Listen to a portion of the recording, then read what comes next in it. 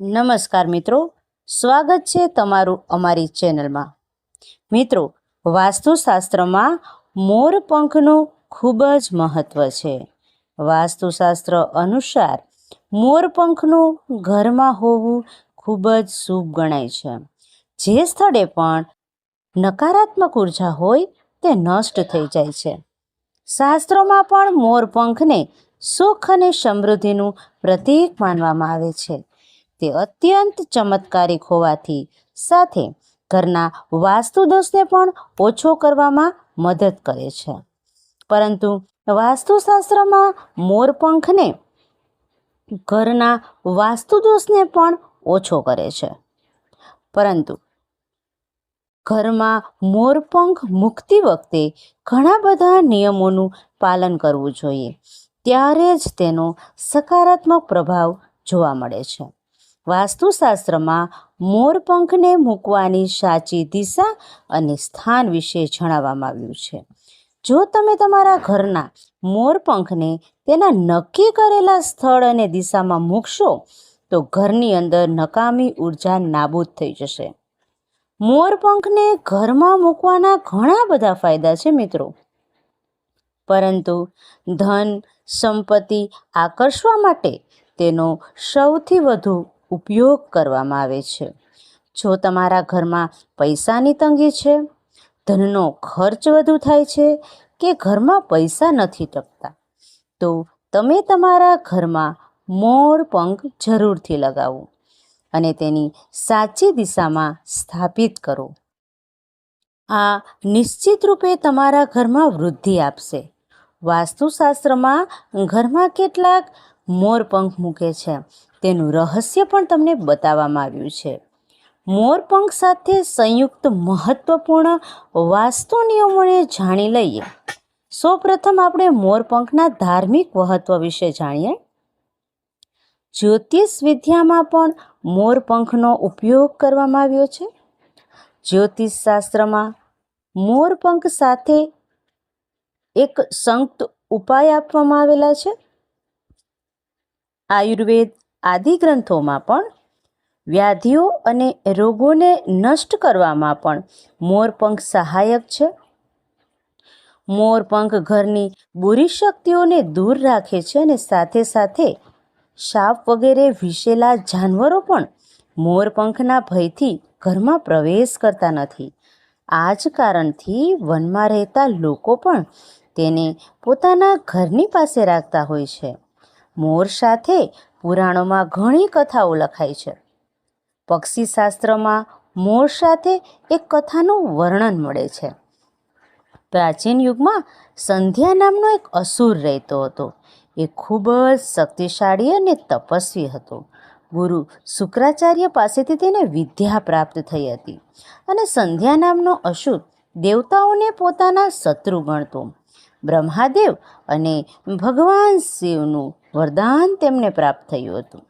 તેને સ્વર્ગ પર આક્રમણ કર્યું અને ઘણા દેવી દેવતાઓને બંદી બનાવ્યા।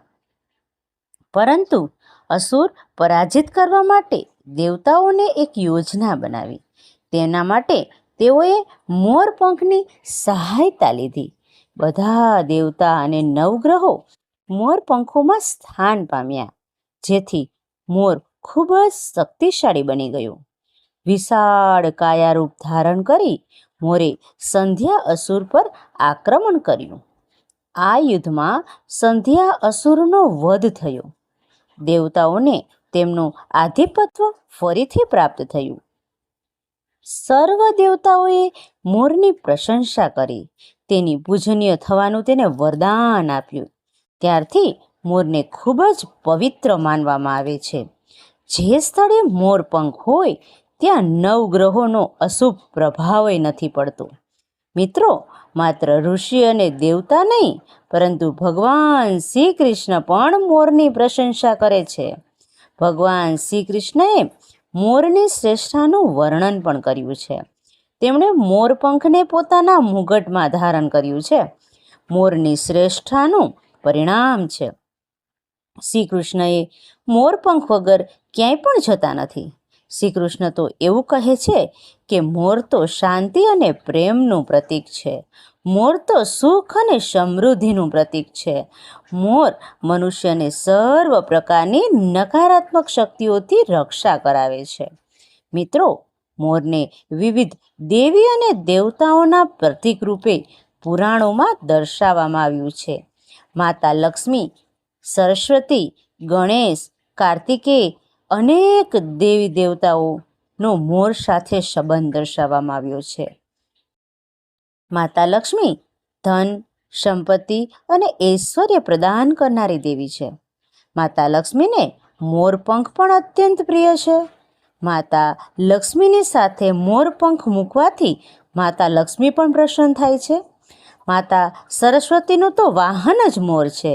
તેથી વિદ્યાર્થીઓએ પોતાને પાસે મોરપંખ અચૂકથી રાખવું જોઈએ.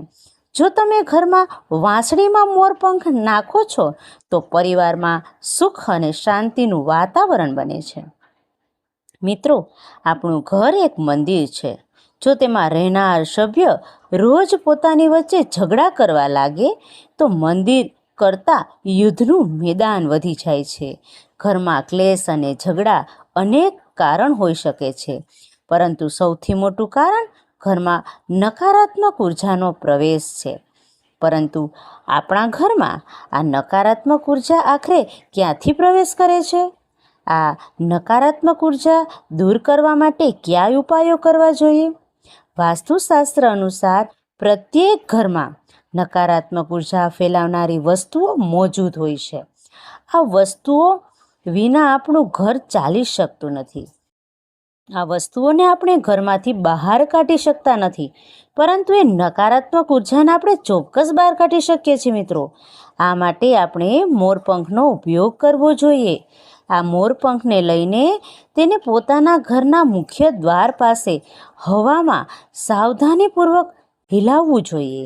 આથી આપણા ઘરની અંદરની જે નકારાત્મક ઉર્જા છે ને એ ઘરમાંથી ચાલી જશે. જો તમે રોજ સવારે આ કામ કરશો ને તો આપણા ઘરની સંપૂર્ણ નકારાત્મક ઉર્જા ધીમે ધીમે સમાપ્ત થશે. આપના ઘરમાં સકારાત્મક વાતાવરણ બનશે. આ બાબતમાં ધ્યાન રાખી આજે આપણે જાણીશું કે ઘરમાં 3 જગ્યાએ જ્યાં તમારે મોરપંખ ચોક્કસ મૂકવો જોઈએ. મિત્રો, ખાસ મહત્વપૂર્ણ બાબત છે. નંબર 1ની વાત કરીએ તો ઘરમાં નકારાત્મક ઉર્જાને દૂર કરવા માટે ઘરમાં નકારાત્મક ઉર્જા છે અને પરિવારના સભ્યોની પ્રગતિમાં અડચણ આવી રહી છે તો તમારા મુખ્ય દ્વારની ઉપર ગણેશજીની પ્રતિમા મૂકવાની છે. એ પ્રતિમાની બંને બાજુએ મોરપંખ ચોક્કસ મૂકવાના છે.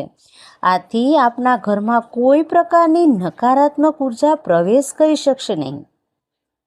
2 ગ્રહોના દુષ્પ્રભાવથી બચવા માટે ઘરના સભ્યો પર ગ્રહોનો દુષ્પ્રભાવ છે અથવા તો ગ્રહોની સ્થિતિ ખરાબ ચાલે છે તો તમારે પણ મોરપંખ લઈ તેના ઉપર ગંગાજળ અથવા તો શુદ્ધ જળ છાંટી તેને એવી જગ્યાએ મૂકો જ્યાં કોઈને દેખાય નહીં.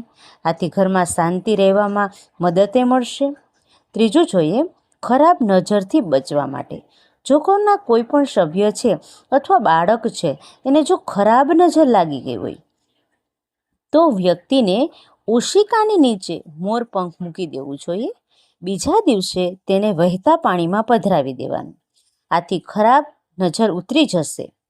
ચોથું જોઈએ, અભ્યાસમાં જો મન ન લાગતું હોય, વિદ્યાર્થીઓનું જો તમારા અભ્યાસમાં મન ન લાગે અથવા તો યાદશક્તિ કમજોર હોય, અભ્યાસ કરતી વખતે તમને વારંવાર ઊંઘ આવી જતી હોય તો તેવા લોકોએ માતા સરસ્વતીની સામે મોરપંખ મૂકી બીજા દિવસે તે મોરપંખને પોતાના પુસ્તકમાં મૂકી દેવું જોઈએ.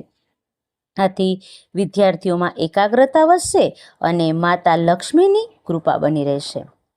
જો મનની કોઈ ઈચ્છા અધૂરી રહી ગઈ હોય, કેટલાક દિવસો સુધી પ્રયાસ કર્યો પણ છતાં સફળતા ન મળી હોય તો રાધા કૃષ્ણના મંદિરમાં જઈ અથવા તો કૃષ્ણ ભગવાનની મૂર્તિ રાખી મોરપંખ લગાવી પોતાની સામે પ્રગટ કરો. 7 પતિ પત્ની વચ્ચેના તણાવો. જો ઘરમાં ક્લેશ છે, પતિ પત્ની વચ્ચે ઝઘડા થાય છે પરસ્પર પ્રેમ ઓછો છે, બેડરૂમમાં દક્ષિણથી પૂર્વ દિશામાં મોરપંખ મૂકી દેજો. આથી બંને વચ્ચે પ્રેમ વધશે. આઠમું જોઈએ મિત્રો, ધનમાં વૃદ્ધિ. જો તમારા ધનમાં ઘટ આવી ગઈ હોય, અચાનક ખર્ચા વધી ગયા હોય, તો ઘરમાં તિજોરી ચોક્કસ બનાવો. તિજોરીમાં મૂકતી વખતે ધ્યાન રાખો કે તિજોરીને પશ્ચિમ દિવાલ પર સટાડીને રાખવાની છે અને એનું મુખ પૂર્વ દિશા તરફ રાખવાનું છે. આથી દેવરાજની કૃપા દ્રષ્ટિ બની રહેશે અને લક્ષ્મી પૂજામાં મોરપંખને અને તિજોરીમાં રાખી દો. આથી ઘરમાં સુખ અને સમૃદ્ધિ આવશે. મિત્રો, જો ધનની સમસ્યા આવતી હોય તો ઘરના અગ્નિકોણમાં એટલે કે દક્ષિણ પૂર્વ દિશામાં પોતાની કમરથી ઉપર કાંધની ઊંચાઈ પર શુક્લ પક્ષના 2 મોરપંખ જરૂરથી લગાવજો. ટૂંક સમયમાં ધન પ્રાપ્તિના નવા અવસરો પ્રાપ્ત થશે. આગળ જોઈએ મિત્રો, કોઈ પણ શુભ દિવસે મોરપંખ લઈ ઘરમાં એવા સ્થળે મૂકવું જ્યાં આવનાર અને જનાર સૌની નજર પડે. વાસ્તવમાં મોરપંખ નકારાત્મક ઉર્જાને શોષી લે છે. તમારે એવી જગ્યાએ મોરપંખ મૂકવાનું છે કે આવનાર ને સૌને આ મોરપંખ છે એ દેખાય. આના કારણે તમારા ઘરની બધી જ નકારાત્મક ઉર્જા ચાલી જશે અને તમારા ઘરમાં સુખ સમૃદ્ધિ આવશે. મિત્રો, આ હતા મોરપંખના ઉપાયો. જો તમને પણ આ વિડીયો પસંદ આવ્યો હોય મિત્રો, તો વિડીયોને લાઈક કરજો, શેર કરજો અને કોમેન્ટ બોક્સમાં જય માં લક્ષ્મી જરૂરથી લખજો. આવા નવા ટોપિક જોવા માટે અમારી ચેનલ સબસ્ક્રાઈબ પણ કરજો. અને હા મિત્રો, તમને કોઈ સમસ્યા સતાવી રહી હોય તો પણ તમે અમને કોમેન્ટની અંદર પૂછી શકો છો. ચાલો મિત્રો, હવે ફરી મળીશું નવા વિડીયોમાં. ત્યાં સુધી બધાને રાધે રાધે.